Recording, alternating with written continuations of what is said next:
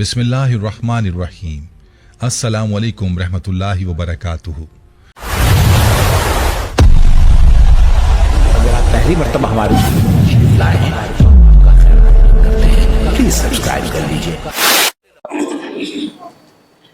نحمده ونستعينه ونستغفره ونعوذ بالله من شرور أنفسنا ومن سيئات أعمالنا، من يهده الله فلا مضل له ومن يضلل فلا هادي له، وأشهد أن لا إله إلا الله وحده لا شريك له، وأشهد أن محمدا عبده ورسوله۔ يا أيها الذين آمنوا اتقوا الله حق تقاته ولا تموتن إلا وأنتم مسلمون۔ يا أيها الناس اتقوا ربكم الذي خلقكم من نفس واحدة وخلق منها زوجها وبث منهما رجالا كثيرا ونساء، واتقوا الله الذي تساءلون به والأرحام إن الله كان عليكم رقيبا۔ يا أيها الذين آمنوا اتقوا الله وقولوا قولا سديدا يصلح لكم أعمالكم ويغفر لكم ذنوبكم، ومن يطع الله ورسوله فقد فاز فوزا عظيما۔ أما بعد فإن خير الحديث كتاب الله، وخير الهدي هدي محمد صلى الله عليه وسلم، وشر الأمور محدثاتها، وكل محدثة بدعة، وكل بدعة ضلالة، وكل ضلالة في النار۔ أعوذ بالله السميع العليم من الشيطان الرجيم، من همزه ونفخه ونفثه۔ بسم الله الرحمن الرحيم۔ وما أموالكم ولا أولادكم بالتي تقربكم عندنا زلفى إلا من آمن وعمل عملا صالحا فأولئك لهم جزاء الضعف بما عملوا وهم في الغرفات آمنون۔ برادران اسلام، محترم بزرگوں، نوجوانوں، دوستوں اور ساتھیوں، پردہ نشین ماں اور بہنوں، ساری تعریفیں، حمد و ثنا، عظمت و بڑائی، کبریائی اس وحدہ لا شریک کے لیے ہے جو ہم سب کا خالق ہے، مالک ہے، رازق ہے، مدبر ہے، ساری کائنات کا تنہا اکیلا نظام چلانے والا ہے، اور ہم سب کی عبادتوں کا وہ اکیلا مستحق ہے۔ اس کے بعد بے شمار درود و سلام نازل ہو ہمارے اور آپ کے آخری نبی محمد رسول اللہ صلی اللہ علیہ وسلم کی ذات گرامی پر، جن کی مختلف کوششوں کے نتیجے میں ہم تک دین اسلام پہنچا۔ محترم دوستوں اور ساتھیوں، اس دنیا کی زندگی میں ہم میں سے ہر شخص یہ چاہتا ہے کہ اسے عزت کی نگاہوں سے دیکھا جائے، اس کا احترام کیا جائے، اس کی قدر کی جائے۔ ہر انسان کی یہ خواہش ہوتی ہے کہ اس کی عزت ہو، اس کا احترام ہو، لوگ اسے اچھی نگاہوں سے دیکھیں۔ اور اہم بات یہ ہے کہ دین اسلام بھی ہمارا اس بات کی تعلیم دیتا ہے کہ ایک مسلمان کو چاہیے کہ دوسرے مسلمان کی عزت کرے، اس کا احترام کرے۔ اسلام بھی اس بات کی تعلیم دیتا ہے، حکم دیتا ہے، جیسے پیارے نبی محمد رسول اللہ صلی اللہ علیہ وسلم نے فرمایا، کل المسلم علی المسلم حرام مالہ وعرضہ ودمہ، کہ کسی بھی مسلمان کے لیے جائز نہیں ہے کہ کسی دوسرے مسلمان کی جان سے، مال سے، اس کی عزت و آبرو سے کھلواڑ کرے۔ یہ ساری کی ساری چیزیں ایک دوسرے پر حرام ہیں۔ مال بھی دوسرے کا کھانا پینا چھیننا حرام، اسی طریقے سے جان لینا حرام اور اسی طریقے سے ایک دوسرے کی عزت اچھالنا، ایک دوسرے کا احترام نہ کرنا، یہ بھی حرام ہے۔ یعنی عزت کرو ایک دوسرے کی، احترام کرو ایک دوسرے کا، یہ دین اسلام نے اس کی تعلیم دی ہے، بلکہ حد کر دی ہے۔ آگے دیکھیں آپ، پیارے نبی محمد رسول اللہ صلی اللہ علیہ وسلم نے تو یہاں تک فرما دیا کہ اگر دو لوگ آپس میں لڑ رہے ہیں، کس بنیاد پر؟ ایک شخص دوسرے کی عزت پر حملہ کر رہا ہے، دوسرے کی عزت سے کھلواڑ کر رہا ہے، اور ہر طرح کی تنقیدیں، دوسرے الٹے سیدھے الفاظ استعمال کر کے اس کی اپنی شخصیت، اس کی ذات سے کھلواڑ کرتا ہے۔ اب سامنے والا جس کی عزت کو نیلام کیا جا رہا ہے، جس کی عزت کو بیچا جا رہا ہے، وہ سامنے والا اپنی عزت کے تحفظ کے لیے، اپنی عزت کی حفاظت کے لیے سامنے والے سے لڑ پڑتا ہے، ٹکرا جاتا ہے، اور لڑنے کے بعد، ٹکرانے کے بعد دونوں کے درمیان گھمسان کی لڑائی ہونے لگتی ہے، اور یہ شخص اپنی عزت بچاتے بچاتے اپنی جان تک دے دیتا ہے، سامنے والا اس کا قتل کر دیتا ہے، یہ اپنی عزت بچاتے بچاتے مر گیا۔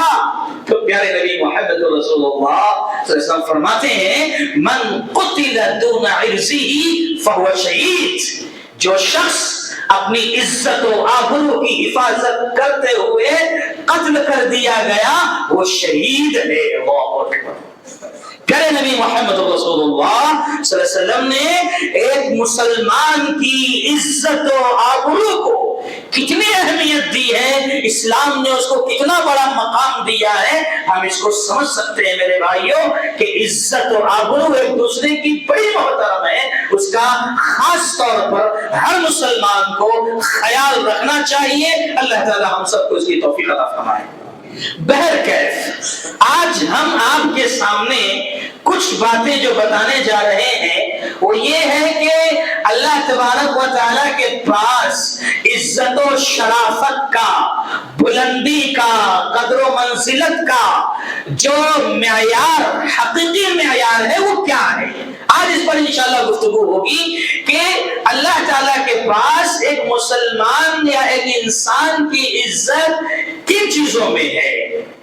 آج عام طور پر دنیا میں یہ سمجھا جاتا ہے، دنیا میں یہ تصور عام ہے کہ عزت کس کی ہوتی ہے؟ جس کے پاس حسب و نسب اچھا ہو، جس کا خاندان بہت اونچا ہو، جو خان ہو، چودھری ہو، سید ہو، مرزا ہو، یہ بڑے اونچے خاندان کے لوگ ہیں، ان کی عزت ہوگی۔ جس کے پاس مال ہے، دولت ہے، جاہ و جلال ہے، بادشاہت ہے، سلطنت ہے، دنیا کی ساری نعمتیں ہیں، یہ اگر اس کے پاس ہے، کسی کے پاس عہدہ ہے، منصب ہے، تو سمجھتے ہیں کہ اس کی عزت ہے۔ ان چیزوں کو دنیا والوں نے معیار بنایا، بنیاد بنایا کہ یہ عزت کا سرچشمہ ہے، یہ عزت کا ذریعہ ہے۔ نہیں، یہ دنیا کا حسب و نسب، یہ خاندانی شرافت، یہ مال و دولت، یہ عہدہ و منصب، یہ دنیا کی سلطنت و بادشاہت، یہ عزت کا معیار نہیں، یہ عزت کا ذریعہ نہیں۔ دیکھو قرآن مجید میں اللہ تبارک و تعالیٰ نے کیا ذکر کیا؟ یہ فرعون جس کے پاس ایک بڑی سلطنت تھی، بڑی بادشاہت تھی، وہ اپنے پاس ایسا پاور رکھتا تھا، آپ سب جانتے ہیں اس کی تاریخ کو کہ آن کے آن میں وہ قتل کرنے کا حکم دے دیتا، بچانے کا حکم دیتا، ایسا تھا فرعون۔ اس کے پاس جاہ و جلال تھا، اس کے پاس سلطنت تھی، بادشاہت تھی، بلکہ وہ خود کہتا ہے، کیا کہتا ہے؟ الیس لی ملک مصر، الیس لی ملک مصر، اپنے درباریوں سے، حوالی موالیوں سے کہتا ہے الیس لی ملک مصر، کیا میرے پاس مصر کی بادشاہت نہیں ہے؟ کیا میں مصر کا بادشاہ نہیں ہوں؟ کیا میرے پاس مصر کی سلطنت نہیں ہے؟ الیس لی ملک مصر وہذہ الانہار تجری من تحتی، کیا تم کو نہیں سمجھ میں آتا کہ میرے گھر کے نیچے سے دریائے نیل جاری ہے، نہریں جاری ہیں، میرے گھر کے نیچے سے سب پانی جاری ہے، افلا تبصرون، کیا تمہیں سمجھ میں نہیں آتا؟ یعنی اس فرعون نے بھی کیا کیا؟ اپنی سلطنت و بادشاہت، اپنے جاہ و جلال، پیسے اور دولت کو بنیاد بنایا، سمجھا کہ یہ میری عزت کا ذریعہ ہے، اور خود کہہ رہا لوگوں سے، کیوں تم لوگ نہیں سمجھتے کیا میں اس کا مالک نہیں ہوں؟ یعنی گویا میری عزت کرو. یہ فرعون نے کہا. لیکن کیا ہوا فرعون کا انجام ہم سب جانتے ہیں. اللہ نے اسے غرق کر دیا, ڈبو دیا, اور قیامت تک آنے والوں کے لیے درس عبرت بنا دیا. یہ مشرکین مکہ بھی کچھ اس طرح کی باتیں کیا کرتے تھے. اللہ کے نبی محمد رسول اللہ صلی اللہ علیہ وسلم جب نبی بن کر آئے تھے تو مشرکین مکہ کے بھی جو الفاظ تھے وہ غور کریں. ایک جملہ تو اللہ نے نقل کیا, کہتے تھے نحن اکثر اموالا و اولادا, کہہ رہے ہم تو بہت زیادہ مال والے ہیں, ہمارے پاس تو بہت دولت ہے, ہمارے پاس اولاد بھی بہت ہے, لہذا ہم عذاب بھی نہیں دیے جائیں گے. یعنی انہوں نے مشرکین مکہ نے اپنی دولت کو, اپنے مال کو اور اپنی اولاد کو کیا سمجھا؟ یہ عزت کا ذریعہ ہے, یہ اس کے ذریعے اس کی وجہ سے ہمیں عذاب بھی نہیں دیا جائے گا. یہ مشرکین مکہ کا قول. اور جب اللہ کے نبی محمد رسول اللہ صلی اللہ علیہ وسلم نبی بن کر آئے تو پھر ان کو اس پر بھی انہوں نے کیا جملہ کہا تھا؟ فلولا نزل هذا القرآن على جبل, کہ یہ قرآن جو نازل ہوا ہے اس شخص پر کیوں نہیں نازل کیا گیا جو یہ دونوں پہاڑوں کے بیچ میں جو بستی ہے اس کے اندر جو سب سے عظیم ہو, مال و دولت کے اعتبار سے جو عظیم ہو, اسے کیوں نہیں قرآن دیا گیا؟ یہ قرآن محمد کو کیوں دیا گیا صلی اللہ علیہ وسلم؟ تو یہ جملہ کس کا ہے؟ مشرکین مکہ کا ہے. کیوں نہیں یہ قرآن اس آدمی پر نازل کیا گیا جس کے پاس کچھ ہے؟ یہ محمد پر کیوں نازل کیا گیا صلی اللہ علیہ وسلم؟ اور اسی طرح کی کچھ باتیں ملتی ہیں وہاں پر بھی. موسیٰ علیہ السلام کے زمانے میں جب موسیٰ علیہ السلام کو بھی نبوت ملی اور آپ کو رسالت کے منصب پہ سرفراز کیا گیا تو اس پر بھی اعتراض کرتے ہوئے اس وقت کے مشرکین نے کہا فلولا القی علیہ اسورۃ من ذہب, ایسا کیوں نہیں ہوا کہ اگر یہ جو نبوت ملی ہے ایسا کیوں نہیں ہوا کہ کسی ایسے کو نبوت دی جاتی جس کے پاس سونے کے کنگن ہے, یا موسیٰ کو کیوں نہیں دیے گئے سونے کے کنگن؟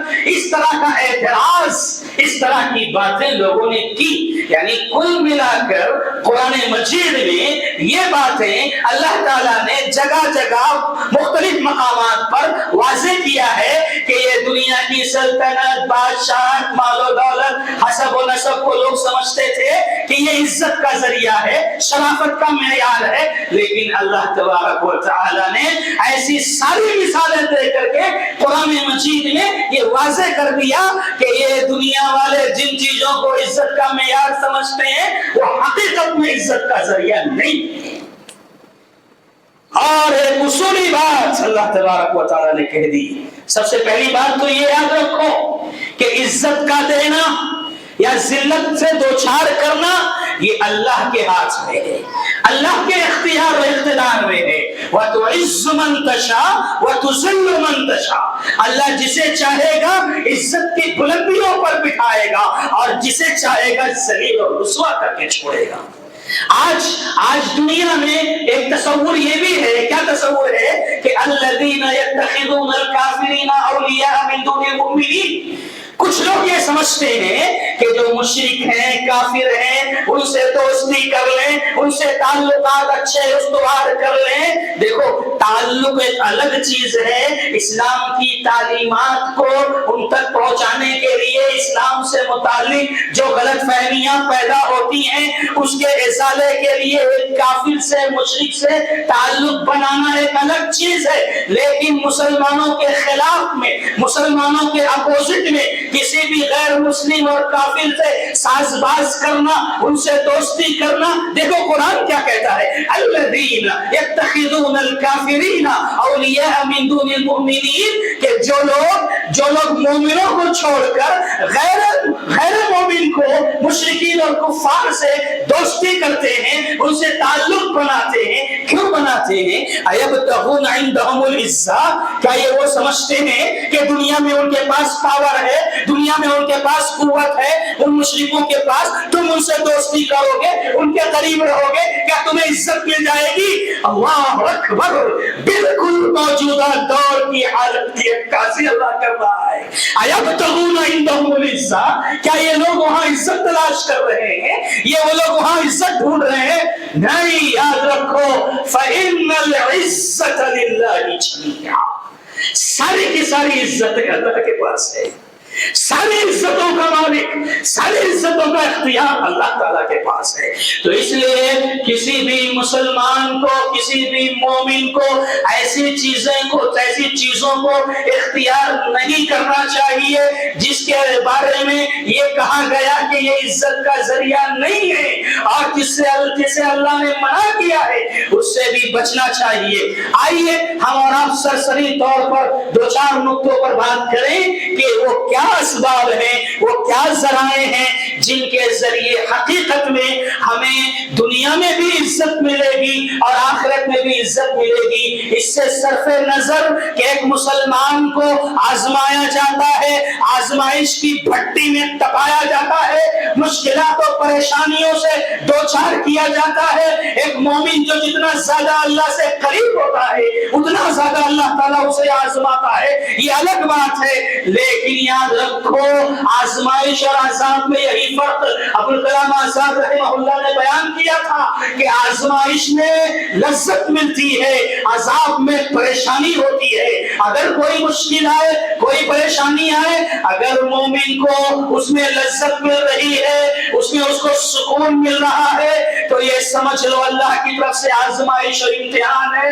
لیکن اگر تھوڑی سی کچھ الجھن آ گئی، کچھ پریشانی دنیاوی اعتبار سے آ گئی اور آدمی پریشان ہو گیا، ہنگامہ کرنا شروع کر دیا، واویلا مچانا شروع کر دیا اور اپنی الجھنوں کو بار بار بیان کرنے لگا، پیش کرنے لگا، پریشان ہونے لگا، تو سمجھ لو کہ یہ عذاب ہے، آزمائش نہیں ہے. یہ فرق بیان کیا ہے آزمائش اور عذاب میں. یقیناً آزمائش امتحانات ہوتے ہیں، اگر حقیقت میں اس میں سکون مل رہا ہے، لذت مل رہی ہے کہ میرا رب میرے ساتھ ہے، آج پریشانی آئی ہے کل اسی کو وہی نکالنے والا ہے، سکون سے زندگی گزار رہا ہے، یہ لذت ہے، یہ آزمائش ہے. لیکن اگر وہ دوسری طرف جا رہا ہے تو سمجھ لو یہ آزمائش نہیں، عذاب ہے.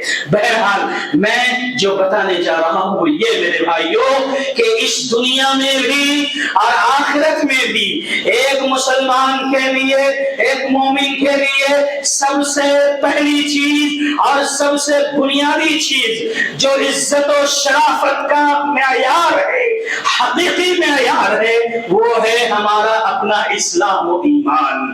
میرے بھائی یہ اسلام، یہ ایمان، یہ بہت بڑی دولت ہے.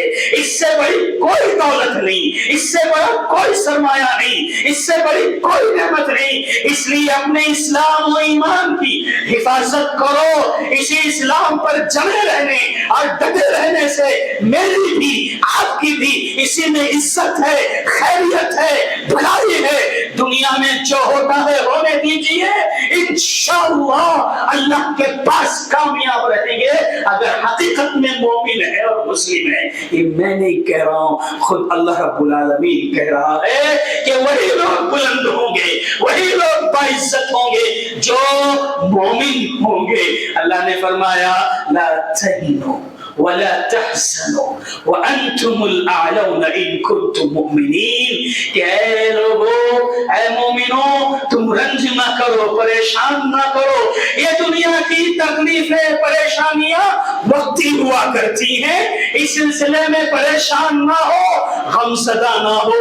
وانتم الاعلون ان كنتم مؤمنین. یاد رکھو تمہاری ہی سنی جائے گی، تمہارا ہی نام ہوگا، تمہاری ہی عزت ہوگی، تمہارا بھی وقار ہوگا. لیکن کب؟ جب تم حقیقی اور کامل مومن رہو گے، تب. یہ اللہ نے اصول بتا دیا. تو میرے بھائی ہم سب اپنا محاسبہ کریں، اپنا جائزہ لیں. کیا حقیقت میں ہم سب اسلام کو فالو کرنے والے ہیں؟ ہمارا ایمان کیا اس درجے کا ہے، اس معیار کا ہے جو اللہ کو مطلوب ہے؟ اور جو ایمان صحابہ اکرام کے پاس تھا، کیا اس کا کچھ حصہ بھی ہمارے پاس ہے؟ میرے بھائی یہ سوالیہ نشان ہے. تو لہٰذا پہلی چیز عزت و شرافت کی جو ہے وہ ایمان اور اسلام ہے. اللہ نے سورہ منافقون میں بھی کہا وَلِلَّهِ الْعِزَّةُ وَلِرَسُولِهِ وَلِلْمُؤْمِنِينَ، کہ عزت اللہ کے لیے ہے، پھر اللہ کے رسول کے لیے ہے، پھر اہل ایمان کے لیے ہے، مومنوں کے لیے ہے. تو میرے بھائی اللہ نے یہ دولت दौलत हम सबको दी है, ये इस्लाम की दौलत, ये ईमान की नेमत बहुत बड़ी दौलत है। इसकी हिफाजत कीजिए, अपने बच्चों की सही तरबियत कीजिए, अपने बच्चों को सही मुसलमान बनाइए, अपने बच्चों को अपनी नस्ल को भी हकीकी मोमिन बनाने की कोशिश कीजिए। वरना ये दुनिया इस वक्त जिन हालात से चल रही है या जिस डगर पर आ चुकी है, कदम कदम पर ईमान को ललचाई हुई निगाहों से देखा जा रहा है, कदम कदम पर ईमान का सौदा हो रहा है। इसलिए अपनी भी हिफाजत कीजिए और अपनी आने वाली नस्लों की भी हिफाजत कीजिए, अपने मासूम बच्चों की तरबियत कीजिए, उन्हें इस्लामी सांचे में डालने की पूरी कोशिश कीजिए। अल्लाह तबारक व तआला हमको इसकी तौफीक अता फरमाए। ये पहली और बुनियादी चीज कि अगर हम चाहते हैं कि हमें इज्जत मिले, शराफत मिले, बुलंदी मिले, मकाम और मर्तबा मिले, तो अपने ईमान और इस्लाम की हिफाजत करनी होगी, यानी उस पर जमे रहना होगा, डटे रहना होगा। इसी तरीके से एक सरसरी तौर पर गुजर जाए कि अल्लाह तबारक व तआला ने ये भी कहा है कि इन्न अक्रमकुम इंदल्लाहि अत्काकुम, कि जो जितना ज्यादा अल्लाह से डरने वाला होगा, जितना ज्यादा जिसके अंदर अल्लाह का खौफ होगा, वो उतना ज्यादा अल्लाह के पास मुअज़्ज़ज़ होगा। तो लिहाजा तक़वा इख्तियार करना, परहेज़गारी इख्तियार करना, अल्लाह से डरना, ये भी इज्जत और शराफत का एक मेयार है। इस पर बातें बहुत होती रहती है, इसलिए मैं इस पर वक्त ज्यादा सर्फ न करते हुए बस इशारे में बात करके आगे बढ़ रहा हूं। तीसरी बात जो हम सब के लिए इज्जत का जरिया बन सकती है, जैसे कि मैंने आयत पढ़ी, अल्लाह तबारक व तआला ने फरमाया वमा अमवालुकुम वला औलादुकुम बिल्लती तुक़र्रिबुकुम इंदना ज़ुल्फ़ा। सुभान अल्लाह। देखिए मेरे भाई, अल्लाह कहता है कि ये तुम्हारे माल और ये तुम्हारी औलाद, ये दोनों चीजें हमारे पास करीब करने का जरिया नहीं है। दुनिया वाले अगर ये समझते हैं कि अगर उनको बहुत ज्यादा माल मिला है, बहुत ज्यादा औलाद बच्चे मिले हैं, तो ये ना समझें कि हम उनसे बहुत खुश हैं और वो हमारे करीब हैं। ऐसा हरगिज नहीं है। हाँ, हमारे करीब कौन है? अल्लाह कहता है इल्ला मन आमना, हाँ मगर वो जो ईमान ले आए। इसकी बात हो गई, ईमान की बात हमने कर दी। उसके बाद कहा वअमिला अमलन सालिहा, और जिसने नेक अमल किया। नेक अमल किया मतलब इस्लामी तालीमात, जो इस्लाम की छोटी छोटी सुन्नतें हैं, जो छोटे छोटे अमाल हैं, उस पर अमल पैदा हो गया, इस्लामी तालीमात को इख्तियार किया, तो कहा ये लोग हमारे करीब होने वाले हैं। एक तो ये करीब रहेंगे, हमारी तरफ से उनकी हौसला अफजाई है, हमारी तरफ से उनको इज्जत है, शराफत है, सब कुछ है। और उसके बाद कहा, उसके बाद फउलाइका लहुम जज़ाउ ज़िफ़्फ़ि बिमा अमिलू, और साथ ही साथ इनके लिए हमारे पास दोहरा अजर है, दोहरा अजर मिलेगा कल क़यामत के दिन। और ये क़यामत के दिन जन्नत में ऐसे बागात में होंगे या ऐसे महलों में होंगे, ऐसे बाला खानों में होंगे, ऐसे कमरों में होंगे जिसमें रहकर वो बेखौफ होंगे, निडर होंगे, अमन और अमान में होंगे। इस तरह से अल्लाह रब्बुल आलमीन ज़ियाफत करेगा किसकी? जो ईमान वाले हैं और अमल सालेह करने वाले हैं, नेक अमल करने वाले हैं। तो मेरे भाइयों, अमल करना भी सीखो। आज देखो, माजरत के साथ जुमा का दिन है, मस्जिद हमारी नीचे ऊपर हर तरफ फुल हो जाती है जुमा के दिन, लेकिन यही 5 वक्ता नमाजों में हमारी मस्जिदें फुल नहीं होती, भरती नहीं। क्या मसला है? चलो इस बात को मान लिया जाए कि आप ज़ोहर में, असर में, मगरिब में या इशा में भी चलो, आप बाहर हैं, घर से बाहर हैं, جاب میں ہیں، مزدوری کر رہے ہیں، آفس میں ہیں، آپ وہاں نماز پڑھ لیتے ہوں گے، 5 وقت 4 وقت کی نماز آپ وہاں کی مسجدوں میں پڑھ لیتے ہوں گے، لیکن میرے بھائی فجر میں تو آپ گھر میں ہی رہتے ہیں نا۔ یہاں جتنے لوگ آج نماز پڑھنے جمعہ میں حاضر ہوئے ہیں، سب کے سب ماشاءاللہ سب یہی آس پاس میں رہتے ہوں گے نا، سب فجر میں گھر میں رہتے ہیں کہ نہیں رہتے ہیں؟ فجر کی نماز میں کتنے لوگ رہتے ہیں؟ کتنے لوگ رہتے ہیں بتائیے، اندازہ لگا لیجیے۔ اللہ ہماری حفاظت کرے۔ ہم نے اپنے اعمال میں، اپنے افعال میں، اپنی عبادتوں میں سستی کی ہے، کوتاہی کی ہے، تو اس وجہ سے آج سارے مسائل ہیں۔ میرے بھائی ایک چھوٹا سا بھی عمل آپ کرو گے نا، اسلامی تعلیمات کو اختیار کرو گے، اللہ آپ کو عزت دے گا، کوئی روک نہیں سکتا۔ آپ کو صرف چھوٹی سی مثال دیتا ہوں، اسی سے آپ اندازہ لگا لو کہ اللہ تبارک و تعالی ہمیں بلندی دینے کے لیے، عزت دینے کے لیے کتنا تیار اور ریڈی ہے۔ آپ اس واقعے سے اشارہ مل جائے گا، آپ کو اس واقعے سے اشارہ مل جائے گا کہ مسجد نبوی میں ایک بوڑھی خاتون تھی اور اس کا کام یہ تھا کہ وہ مسجد نبوی میں جھاڑو دیا کرتی تھی۔ ہم اور آپ مسجد میں صفائی کرنے کو کوئی زیادہ اہمیت دیتے نہیں، اور حقیقت میں دیکھا جائے تو یہ مسجد کی صفائی دکھنے میں تو بہت چھوٹا سا کام ہے، لیکن درجے کے اعتبار سے بڑا ہو جاتا ہے۔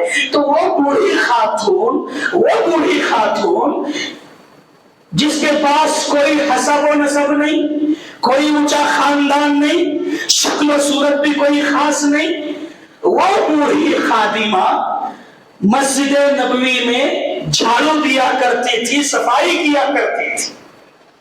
ایک رات اس کا انتقال ہو گیا۔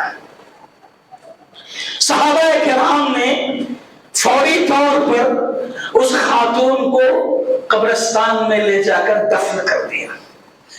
رات کا وقت تھا، اس لیے انہوں نے نبی صلی اللہ علیہ وسلم کو بتانا مناسب نہیں سمجھا۔ صبح ہوئی، اللہ کے نبی صلی اللہ علیہ وسلم نے معائنہ کیا اور نظر دوڑا رہے تو دیکھ رہے وہ خاتون نظر نہیں آ رہی ہے جو ابھی کل تک مسجد میں تھی، صفائی کرتی تھی۔ صحابہ سے پوچھا، ارے وہ خاتون کہاں گئی؟ ہمیں نظر نہیں آ رہی ہے۔ صحابہ کرام نے کہا، اللہ کے نبی صلی اللہ علیہ وسلم کل رات اس خاتون کا انتقال ہو گیا تھا اور ہم نے جو ہے آپ کو بتانا مناسب نہیں سمجھا کہ آپ کے آرام میں خلل ہو جائے گا، اس لیے ہم نے اسے رات میں ہی دفن کر دیا۔ دیکھو اس سے معلوم یہ بھی ہوتا ہے کہ میت کو زیادہ دیر روکنا نہیں چاہیے، جلد سے جلد اس کی تدفین ہونی چاہیے۔ آج ہم سب کے ہاں جو رواج چل پڑا ہے کہ وہ آئیں گے، وہاں سے آئیں گے، یہاں سے آئیں گے، 12 گھنٹے 24 گھنٹے دیکھا گیا ہے کہ لوگ میت کو وہیں پر رکھے رہتے ہیں، بس وہ بیٹی آ رہی ہے، وہ بیٹا آ رہا ہے، اس کو دیکھنا ہے، ارے وہ یہ بولیں گے، استغفر اللہ۔ اس چکر میں اسلامی تعلیمات کا ہم جنازہ نکال دیتے ہیں ایسے موقع پر بھی، جبکہ غموں کے ماحول میں پوری طرح سے اسلامی تعلیمات کی پاسداری کرنی چاہیے، ہم اس موقع پر بھی ہمت ہار جاتے ہیں، بس انتظار میں وقت گزار دیتے ہیں۔ اور اگر میت بری ہے تو اللہ کے حکم کے خلاف کر کے ہم اپنے آپ کو برا کر رہے ہیں، اور اگر میت اچھی ہے تو اس کے لیے بھی ہم مصیبت کا سبب بن رہے ہیں، اس کے لیے تاخیر کر رہے ہیں۔ لہٰذا میرے بھائیوں، اس واقعے سے یہ بھی پتہ چلتا ہے کہ جب کسی کا انتقال ہو جائے تو جلدی کیا کیجیے اس کی تدفین کے لیے، یہ گھر والوں کے لیے بھی اچھا ہوتا ہے، میت کے لیے بھی اچھا ہوتا ہے۔ بہرحال جب اس خاتون کو دفن کر دیا گیا تو اللہ کے نبی محمد رسول اللہ صلی اللہ علیہ وسلم کو بھی بتایا نہیں گیا، کیوں؟ اس لیے کہ اللہ کے نبی کے آرام میں کہیں خلل نہ ہو جائے۔ اللہ کے نبی صلی اللہ علیہ وسلم صبح پوچھتے ہیں کہاں دفن، پوچھا کہاں ہے، کہاں انتقال ہو گیا، اس کو دفن کر دیا۔ اس پر اعتراض نہیں کہ فجر کے بعد یا دن میں تدفین کرتے، اس میں اعتراض نہیں، تھوڑا تاخیر کرتے دفن کرنے میں، اس میں اعتراض نہیں کیا۔ اللہ کے نبی صلی اللہ علیہ وسلم نے اعتراض کیا، کس پر کیا؟ کہا اللہ کے بندوں مجھے بتایا کیوں نہیں، مجھے اٹھایا کیوں نہیں، مجھے بیدار کرنا چاہیے تھا کہ اس خاتون کا انتقال ہو گیا ہے۔ کیوں؟ اس لیے کہ وہ مسجد کی خادمہ تھی، मस्जिद की सफाई करती थी, मस्जिद में झाड़ू दिया करती थी। अल्लाह के नबी मोहम्मद रसूलुल्लाह सल्लल्लाहु अलैहि वसल्लम ने उस खातून के उस अमल को इतनी इज्जत दी कि सहाबा से कहा मुझे क्यों नहीं बताया, डांटा उनको, और फिर ये कहा अच्छा ये बताओ कहां दफन किया है उसको, कहां उसकी खबर है। सहाबा किराम ने बताया, प्यारे नबी मोहम्मद रसूलुल्लाह सल्लल्लाहु अलैहि वसल्लम वहां जाकर खुद उसकी नमाज जनाजा पढ़ते हैं। अल्लाह के नबी सल्लल्लाहु अलैहि वसल्लम का सहाबा को डांटना कि मुझे क्यों नहीं बताया, कब्र पर जाकर खुद नमाज जनाजा पढ़ना, ये इस बात की दलील है कि मस्जिद की सफाई करना ये गज छोटा सा अमल दिखता है, लेकिन इस अमल को इतना बुलंद बताया इस्लाम ने कि उसके जरिए इज्जत है, शराफत है। ये अमल है, छोटा सा अमल। आप सोचो अगर इस्लामी तालीमात में जो अमाल है अगर हम उसे करने लग जाए तो इंशाअल्लाह इज्जत के, शराफत के हम पैकर हो जाएंगे। हमारा सरापा अल्लाह के पास इज्जत और शराफत से भर जाएगा। शर्त है जो अमल करने वाले बन जाए। अल्लाह हमें इसकी तौफीक अता फरमाए। तो मेरे भाई ये ईमान है, ये तकवा है और ये अमल है जिसकी बुनियाद पर मुझे भी और आप सबको भी दुनिया में भी इंशाअल्लाह और आखिरत में भी अल्लाह के पास इज्जत मिलने वाली है, बुलंदी और शराफत मिलने वाली है। इसी तरीके से एक और बात बताते चले, वक्त धीरे धीरे खत्म होने के करीब हो गया। वो ये है कि ये जो कुरान मजीद हमारे पास है ये आसमानी किताब है, अल्लाह का कलाम है। जिस तरह अल्लाह के रसूलों पर ईमान लाना, फरिश्तों पर ईमान लाना, आखिरत के दिन पर ईमान लाना लाजिम और जरूरी है, ऐसे ही अल्लाह की आसमानी किताबों पर ईमान लाना। मेरे भाई हमने तौरात, ज़बूर, इंजील ये आसमानी किताब नहीं देखा, लेकिन ईमान है कि अल्लाह ने उतारा है। ऐसे ही आसमानी किताब कुरान मजीद ये अल्लाह का कलाम है, अल्लाह ने इसे उतारा है हमारे लिए, आपके लिए।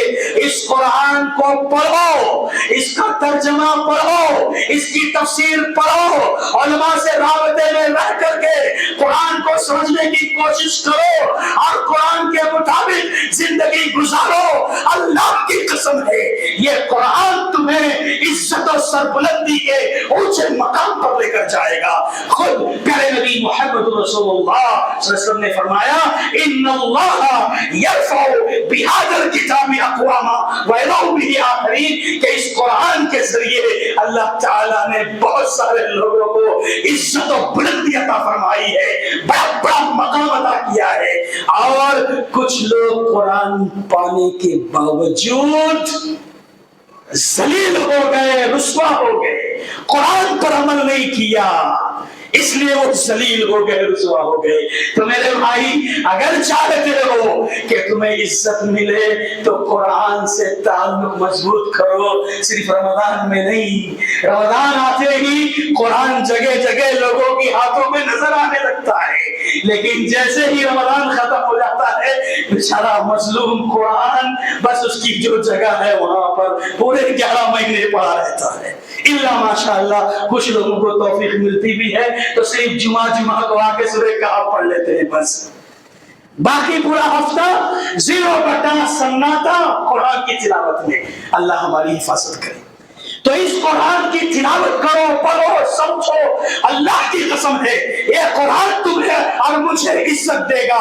वो मुअज़्ज़ज़ थे जमाने में मुसलमान होकर, वो मुअज़्ज़ज़ थे जमाने में मुसलमान होकर, हम खार हुए हैं तारीके कुरान होकर।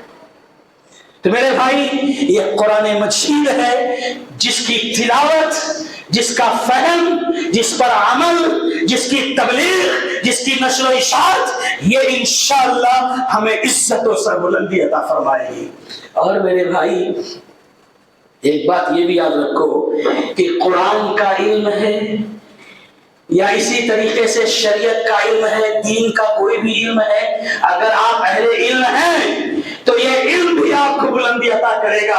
यरफ़इल्लाहु अल्लज़ीना आमनू मिनकुम वल्लज़ीना ऊतुल इल्म दरजात, के जो इल्म वाले والے ہیں، اہل علم ہیں، جو علم حاصل کرتے ہیں، پڑھتے ہیں، پڑھاتے ہیں، یہ بھی بلند ہے، ان کی بھی عزت ہے۔ آخری مثال دے کے بعد ختم کہ عمر بن خطاب رضی اللہ تعالیٰ عنہ نے عبد الرحمن ابن ابی ابزہ کو ایک علاقے کا گورنر بنا دیا، ایک علاقے کا امیر بنا دیا۔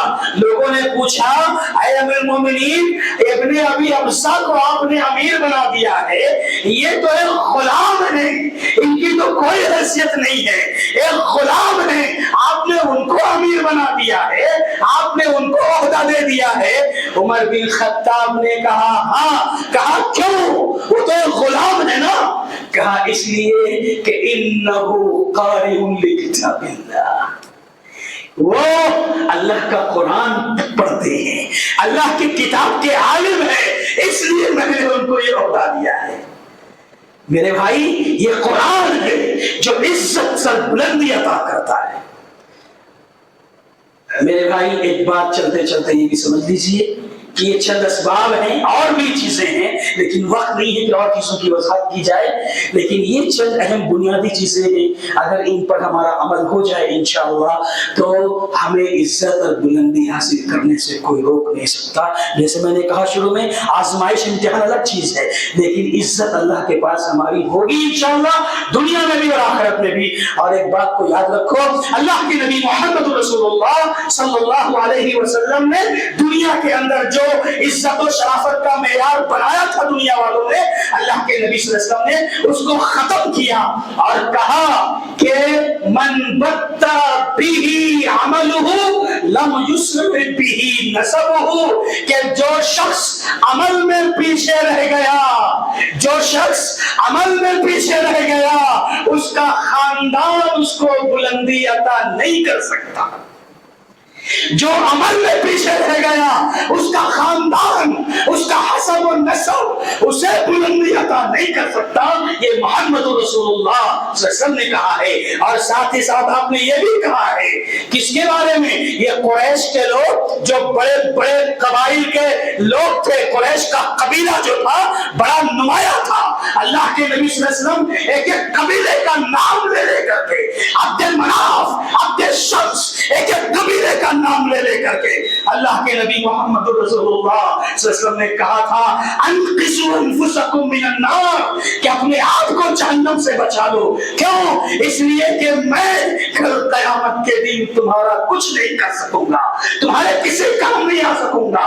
اللہ اکبر، یہ بڑے بڑے قبیلے، بڑے بڑے خاندان کچھ نہیں کام آئیں گے، صرف کام آئے گا تو عمل کام آئے گا، عبادت کام آئے گی۔ میرے بھائیوں، اللہ سے دعا کریں کہ رب ذوالجلال جو باتیں کتاب و سنت کی روشنی میں کہی گئی ہیں، جو صحیح ہیں، اللہ تعالیٰ ہمیں اس پر عمل کرنے کی توفیق عطا فرمائے۔ اللہ ہم سب کو دنیا میں بھی اور آخرت میں بھی عزت و شرافت کی بلندیوں تک پہنچنے والا بنا دے۔ اللہ ہمیں دنیا میں بھی عزت عطا فرمانا اور آخرت میں بھی عزت عطا فرمانا۔ اللہ ہمیں جب تک دنیا میں رکھنا، دین اسلام اور دین حنیف پر چلنے والا بنا کر رکھنا، اور اے اللہ ہم سے تو دین اسلام کی خدمات بھی لیتا رہنا۔ آمین۔ بارک اللہ لنا ولکم فی القرآن العظیم ونفعنا وإیاکم بالآیات ذکر حکیم رب الحکیم۔ کرتے ہیں کہ آپ کو ہماری آج کی یہ ویڈیو ضرور پسند آئی ہوگی۔ اگر آپ کو ہماری آج کی یہ ویڈیو پسند آئی ہے تو آپ سے گزارش کرتے ہیں کہ آپ ہمارے چینل کو ضرور سبسکرائب کر لیں اور ساتھ ہی لگے بیل کے بٹن کو بھی پریس کر لیں تاکہ آپ کے پاس ہماری آنے والی مزید معلوماتی ویڈیوز کا نوٹیفیکیشن بر وقت ملتا رہے۔ سبسکرائب کے ساتھ ساتھ ہماری ویڈیوز کو لائک بھی کریں اور اپنی قیمتی رائے کا اظہار کمنٹس میں ضرور کریں۔ کمنٹس میں آپ اپنے سوالات بھی ہم تک پہنچا سکتے ہیں۔ اللہ تعالیٰ آپ کو اپنے حفظ و امان میں رکھے۔ آمین۔